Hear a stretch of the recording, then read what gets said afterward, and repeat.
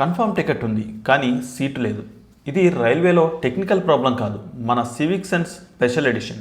ముజఫర్పూర్ నుంచి ప్రయాణిస్తున్న ఒక కొరియన్ పర్యాటకుడికి ఇదే అనుభవం ఎదురైంది. టికెట్ కన్ఫర్మ్ అయినా కొందరు ప్రయాణికులు సీట్ ఇవ్వకపోవడంతో ఆ విదేశీ అతిథి రైలు తలుపుల దగ్గర నిలబడాల్సి వచ్చింది.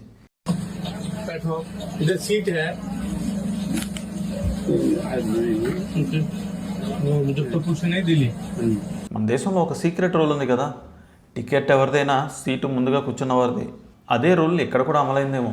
అయితే పరిస్థితి గమనించిన టీటీఈ వెంటనే జోక్యం చేసుకున్నారు. సీట్లు ఆక్రమించి కూర్చున్న వారికి సర్ది చెప్పి ఆ కొరియన్ పర్యాటకుడికి అతని సీటు కేటాయించారు. వీడియో వైరల్ కావడంతో నెటిజన్లు టీటీఈని అభినందిస్తున్నారు.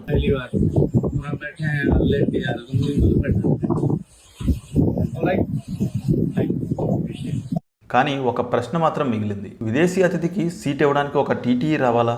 మనకు కొంచెం సివిక్ సెన్స్ ఉంటే సరిపోదా? అతిథి దేవోభావ అని చెప్పుకునే దేశం మనది, కానీ కొన్నిసార్లు సీటు దేవోభావాలా కూడా ప్రవర్తిస్తాం.